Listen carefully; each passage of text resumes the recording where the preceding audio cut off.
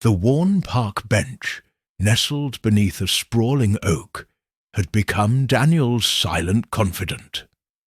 Every afternoon, after the whirlwind of work and before the quiet solitude of evening, he'd bring his son, Gabriel, to the park. It was their sacred ritual, a small pocket of normalcy carved out of the gaping void left by his wife's passing. Daniel watched Gabriel chase pigeons, a bittersweet ache in his chest, a constant reminder of the joy he still held and the love he had lost. One crisp autumn day, Daniel noticed an old man sitting on their usual bench, his gaze fixed on the distance as if expecting someone who would never arrive. Mr. Augusto, as Daniel would soon learn, exuded a quiet dignity, his silver hair neatly combed, his clothes modest but clean. He seemed a permanent fixture, a statue of contemplation. Gabriel, a whirlwind of youthful energy, nearly collided with the old man during one of his enthusiastic charges. A gasp escaped Daniel's lips, but Mr. Augusto merely offered a gentle, almost melancholic smile.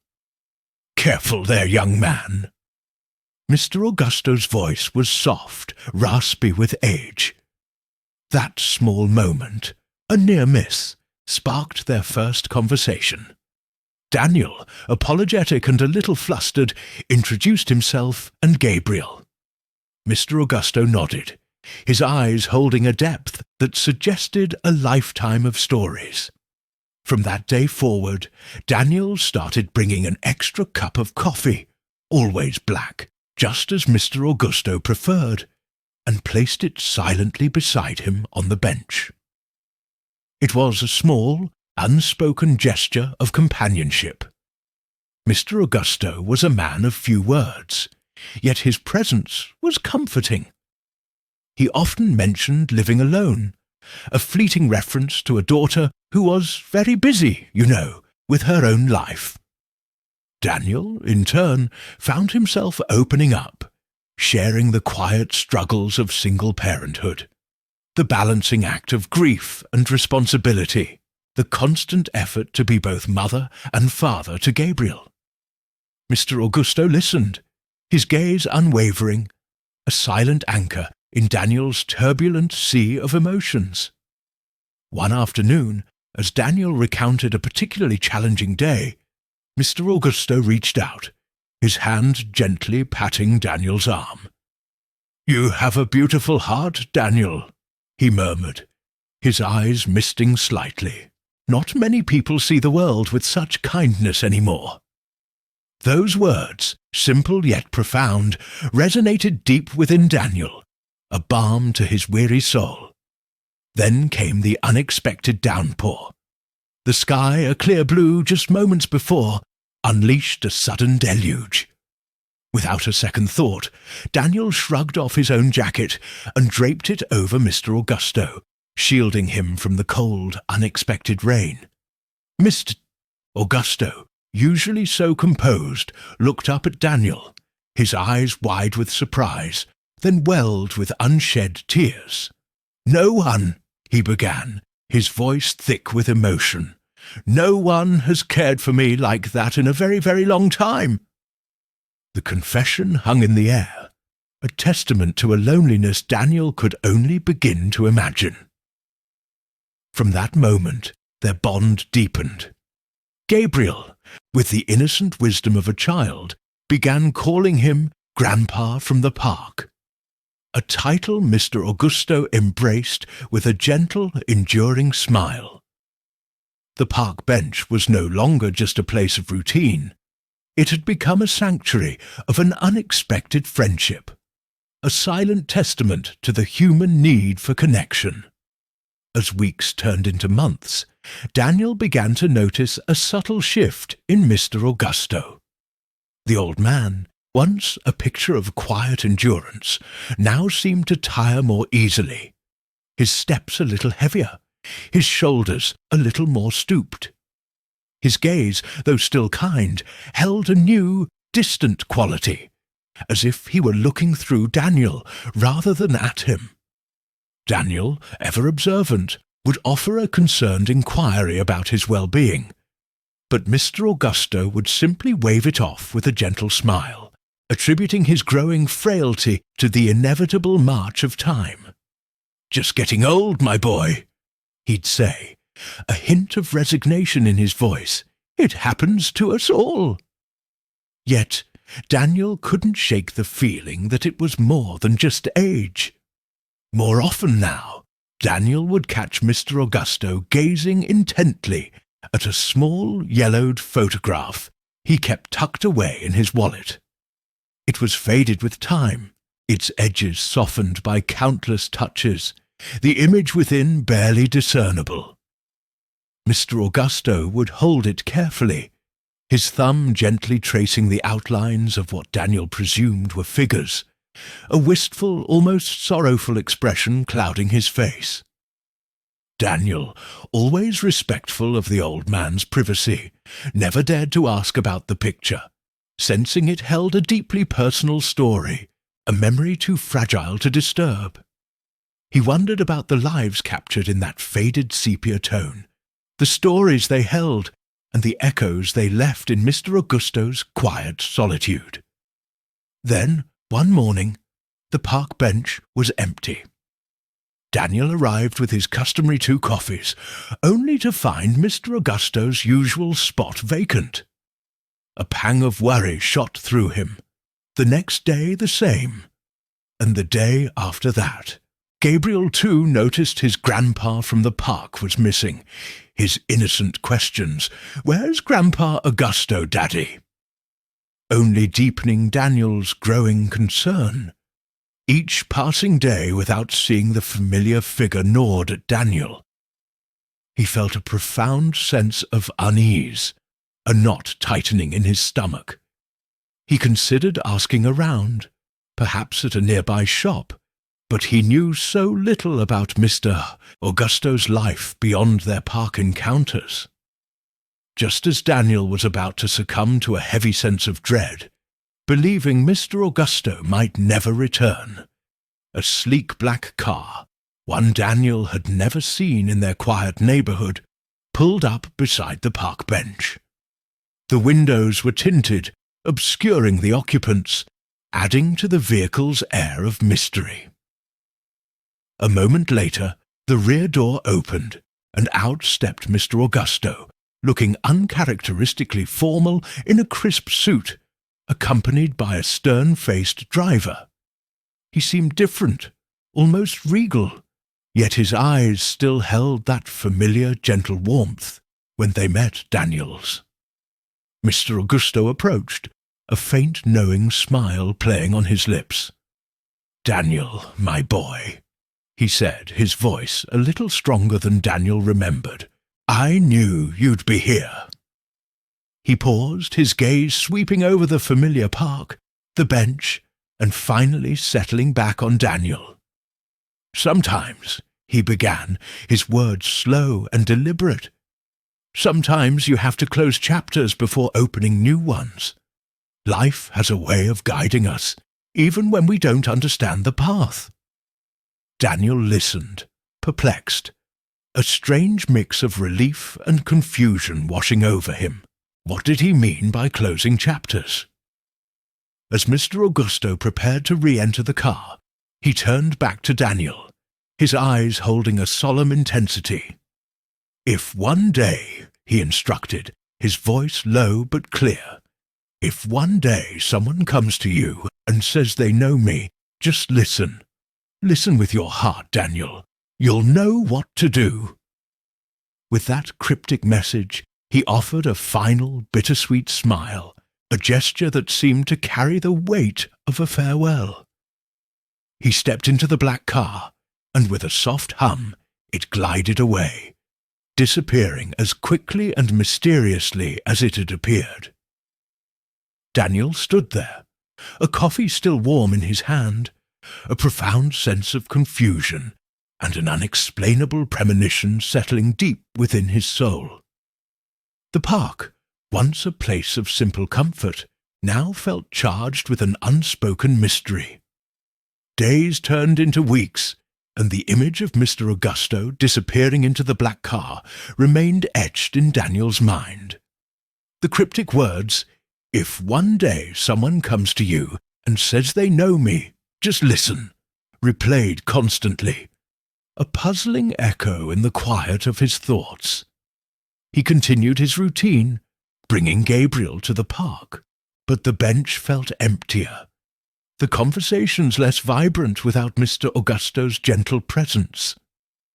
Daniel found himself scanning the horizon each day, half expecting the sleek black vehicle to reappear, to bring back the old man who had, in such a short time, become an important part of their lives.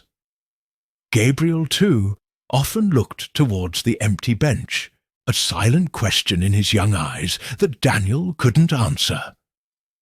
Then, one crisp autumn afternoon, as Daniel sat on the familiar bench, watching Gabriel chase pigeons, the impossible happened. The same sleek black car, its tinted windows gleaming, glided silently to a halt at the edge of the park. Daniel's heart leapt into his throat. He watched, breath held, as the rear door opened, not for Mr. Augusto, but for an elegant woman. She stepped out with a grace that spoke of refinement, her dark flowing hair contrasting sharply with her pale, almost ethereal complexion. Her eyes, however, were what truly caught Daniel's attention. They were red-rimmed, filled with an emotion that seemed to tremble on the verge of spilling over. She looked around, her gaze sweeping across the park as if searching for something, or someone. Her eyes finally landed on Daniel, sitting on the bench, and a flicker of recognition, or perhaps relief, crossed her face. She began to walk towards him, her strides purposeful yet hesitant, as if approaching a sacred space. Daniel, still processing the shock of seeing the car again, could only watch, a lump forming in his throat. He instinctively knew this was the someone Mr. Augusto had spoken of. As she drew closer, Daniel could see the fresh tracks of tears on her cheeks, glistening faintly in the afternoon sun. She stopped a few feet from him, her hands clasped tightly in front of her, her chest rising and falling with visible effort. Her voice, when it came, was soft, almost a whisper, yet it carried an undeniable weight. "You're Daniel, aren't you?" she asked, her eyes searching his, seeking confirmation. Before he could fully respond, she continued, the words tumbling out, laced with raw emotion. "He's my father, and he spoke of you." Daniel felt a jolt, a wave of shock washing over him. Her father. The realization hit him with the force of a physical blow. Mr. Augusto had a daughter who was here now, tears in her eyes, speaking of him. His mind raced, trying to connect the dots, to reconcile the quiet, solitary old man with the family he had so rarely mentioned. He remembered Mr. Augusto's cryptic message, his instructions to just listen. This was it. This was the moment. "Yes," Daniel managed to say, his voice a little hoarse, his gaze fixed on her. "I'm Daniel, and you must be Helena." He had heard the name once or twice, a fleeting mention from Mr. Augusto about a busy daughter. Helena nodded, a fresh tear escaping and tracing a path down her cheek. "Yes, Helena, my father. He spoke of you often, with such fondness." Her voice cracked slightly on the last word. "He said you were a kind soul, that you brought him coffee, that you talked to him when no one else would." Daniel felt a strange mix of emotions, validation for his friendship, but also a growing unease. "Is Mr. Augusto? Is he all right?" he asked, the question escaping before he could fully form it. his concern for his friend overriding his own confusion. Helena's gaze dropped for a moment, then met his again, filled with a profound sadness. "He's resting in the hospital. He insisted I come here to find you. He said it was important." The words hung in the air, heavy with unspoken meaning. Daniel's heart sank, a cold dread creeping into his chest. Hospital, resting. The words painted a grim picture. He felt a sudden, overwhelming surge of grief, a profound sadness for the old man who had shared his quiet wisdom and his humanity. Helena observed Daniel, her gaze softening. "He was right about you, Daniel," she said, her voice now firm, though still tinged with sorrow. "He said you had a genuine heart, that you saw him, truly sought him."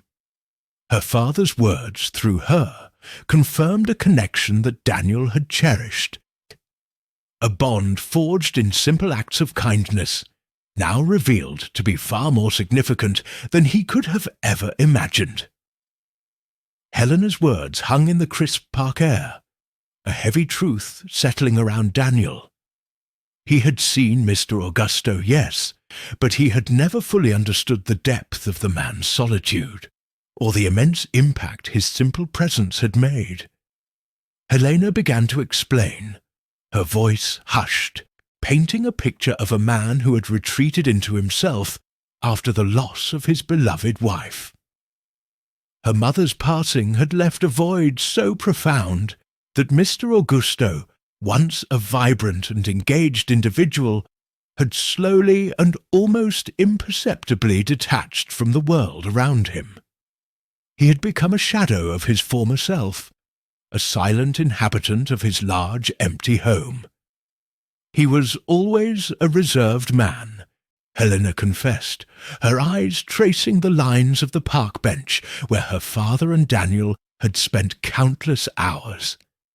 "But after my mother, he just stopped living in a way. I tried, we all tried, to bring him out of it. Dinners, trips, anything to rekindle that spark. But nothing worked. He would politely decline, always with a faraway look in his eyes." She admitted her own failings, the frustration she had felt, the helplessness as she watched her father fade. She had been busy with her own life, her own responsibilities, and had perhaps not pushed hard enough, not understood the true extent of his despair. Helena continued, her gaze fixed on the worn wooden slats of the bench. "When he started coming to the park, I honestly thought it was just another one of his solitary habits, a quiet place to reminisce, perhaps. I even worried at first that he was simply wasting away his days here alone." A faint, sad smile touched her lips. "I saw him with you sometimes, Daniel, with Gabriel. I thought you were just being kind to an old man. I never imagined—" She paused, her voice thick with emotion.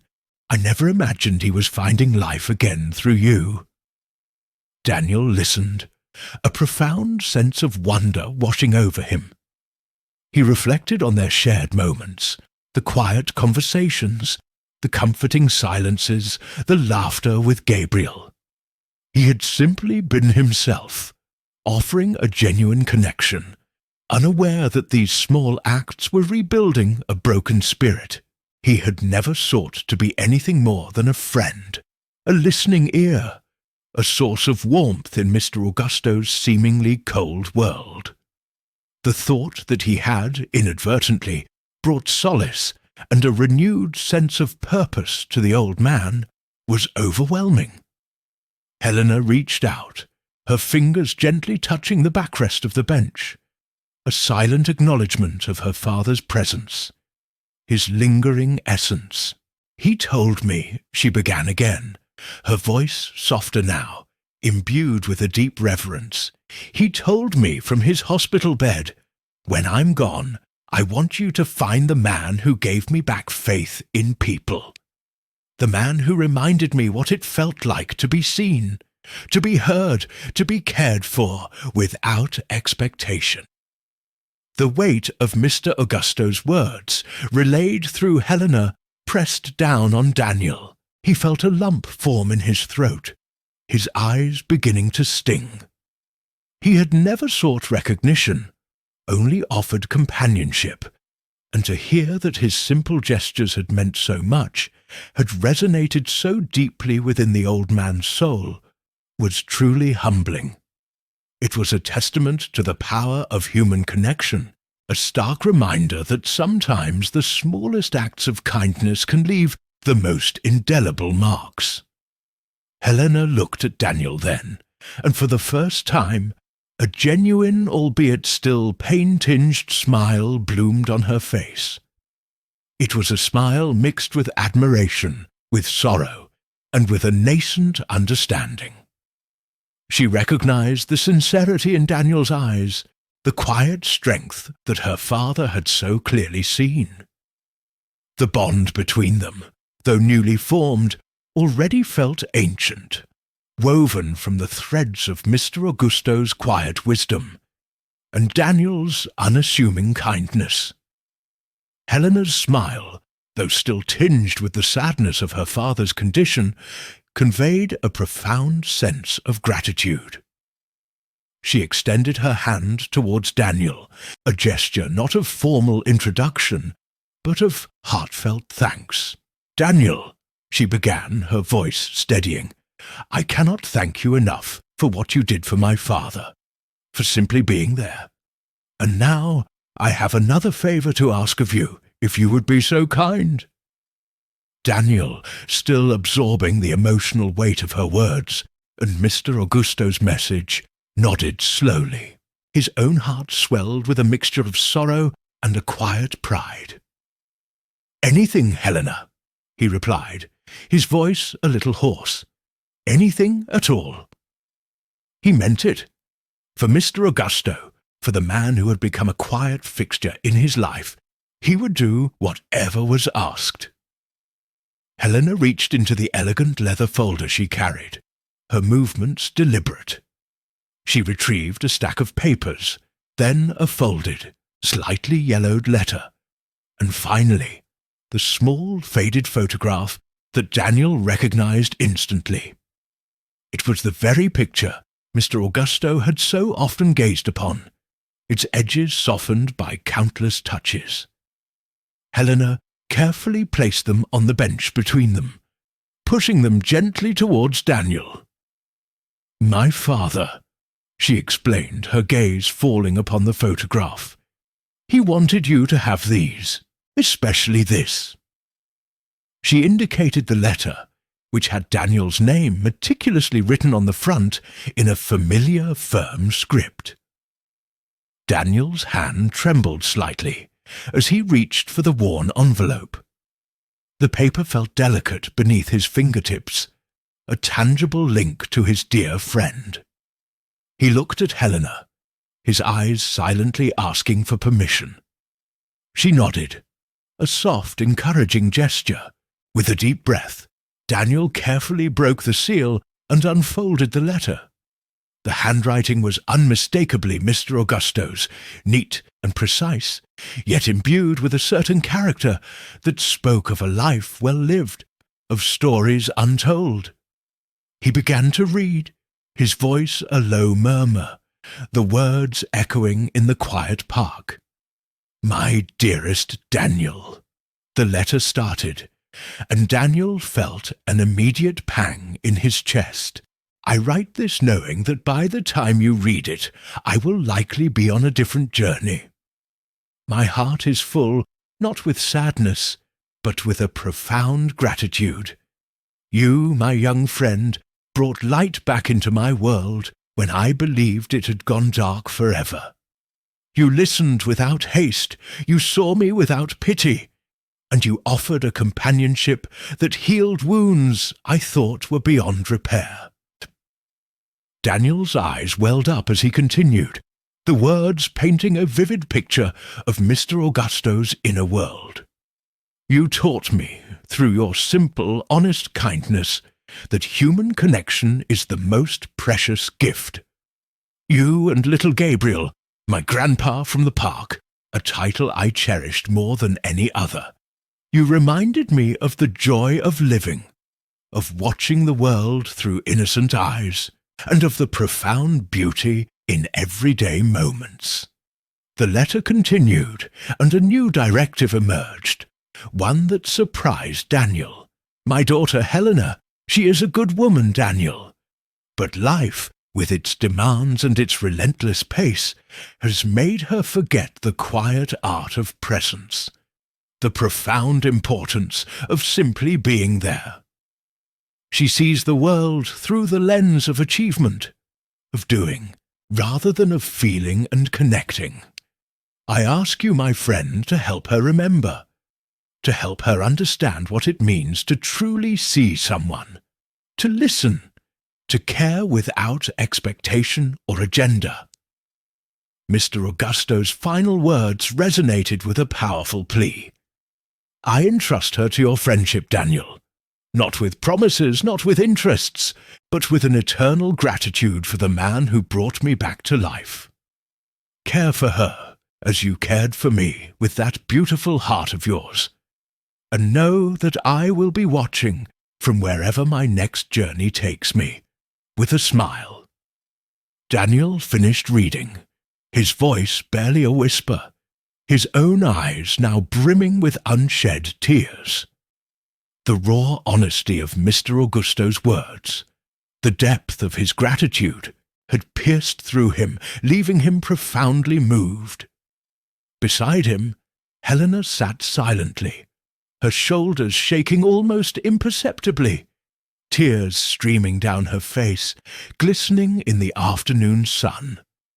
No words were exchanged for a long moment, only the soft rustle of leaves in the park and the distant hum of city life, which seemed to fade into a respectful hush. It was as if the world itself paused, acknowledging the weight of the emotions that hung heavy in the air between them.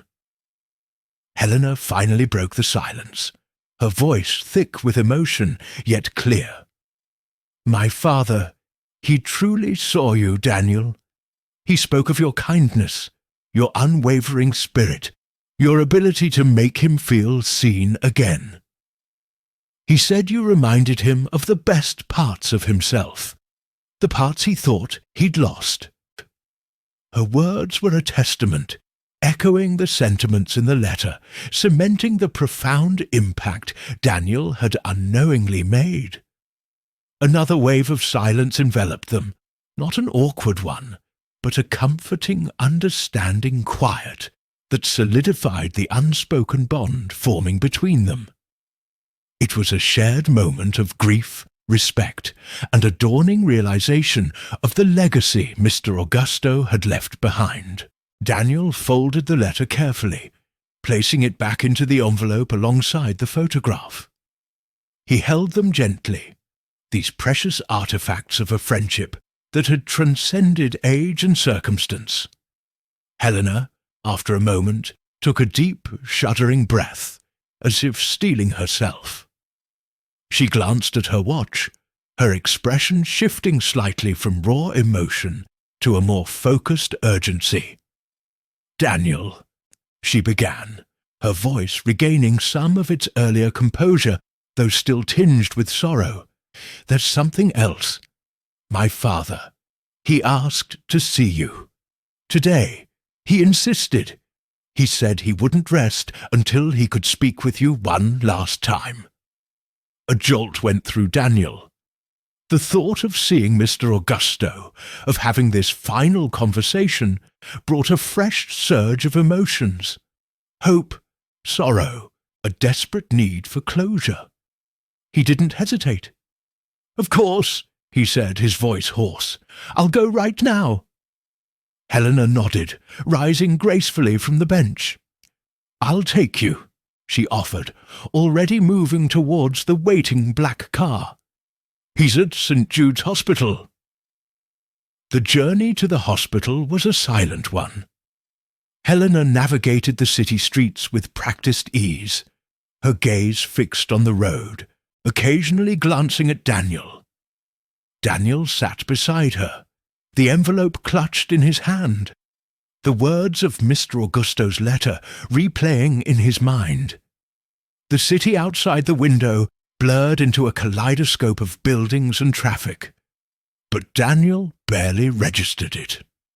His thoughts were consumed by Mr. Augusto, by the man who had become more than a friend, a surrogate father, a beacon of wisdom, a knot tightened in his throat, a mix of anticipation and dread. He yearned to see his friend, to thank him, to tell him how much their bond had meant, yet he also feared what he might find. The gravity of the situation, the impending farewell, pressed down on him with a heavy weight. He struggled to control the tremor in his hands, the rising tide of emotion threatening to overwhelm him. The car glided through the bustling city, a hushed cocoon protecting its occupants from the cacophony outside. Inside, the silence was profound, punctuated only by the soft hum of the engine and the occasional sigh from Helena. Daniel stared out the window, but his vision was inward, replaying every shared moment with Mr. Augusto, every kind word, every knowing glance. He felt a profound sense of gratitude for the old man, who had in his own quiet way mended parts of Daniel's fractured heart. The envelope still rested in his hand, a tangible link to the wisdom and love Mr. Augusto had imparted. He knew, with a certainty that resonated deep within his soul, that this wasn't just a hospital visit. It was a pilgrimage, a final chapter in a story that had unexpectedly intertwined their lives. Helena, despite her composure, radiated a similar tension. Her grip on the steering wheel was tight, her jaw set. Daniel could sense her grief, her regret, and perhaps a burgeoning hope. Mr. Augusto's letter had not only touched Daniel, but it had also clearly resonated with his daughter, forcing her to confront her own relationship with her father and the missed opportunities. The shared experience of reading those heartfelt words had forged an unspoken understanding between them, a fragile but powerful connection born of a mutual love and respect for the ailing man. As they drew closer to St. Jude's, the buildings grew taller, more imposing, and the air seemed to thicken with the scent of antiseptic and unspoken anxieties. Daniel's heart pounded a rhythm against his ribs, a drumbeat of anticipation and apprehension. What would he say?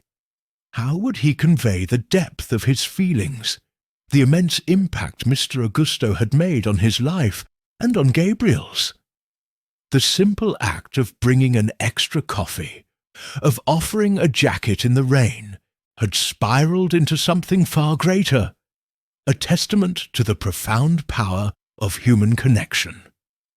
The journey itself became a metaphor, a crossing of paths that had once seemed disparate, but were now irrevocably linked. Mr. Augusto, in his quiet wisdom, had orchestrated this convergence, carefully planting the seeds of friendship and understanding. He had seen something in Daniel, a kindness and an empathy that he knew Helena needed, and he had trusted Daniel to help her find it.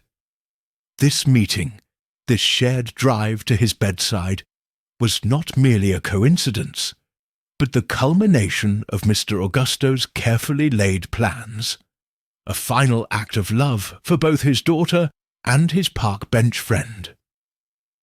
As Helena expertly pulled the car into the hospital parking lot, the imposing structure of St. Jude's loomed before them.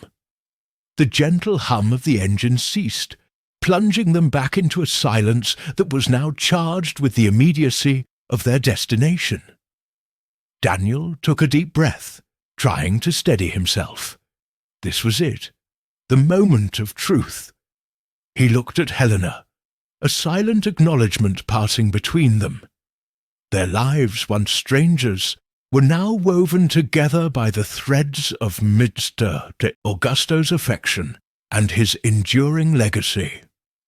The story of Daniel and Mr. Augusto, which began with a shared bench and a cup of coffee, was about to reach its poignant, unforgettable conclusion. The hospital doors, cold and sterile, beckoned them forward into the final act of this remarkable journey.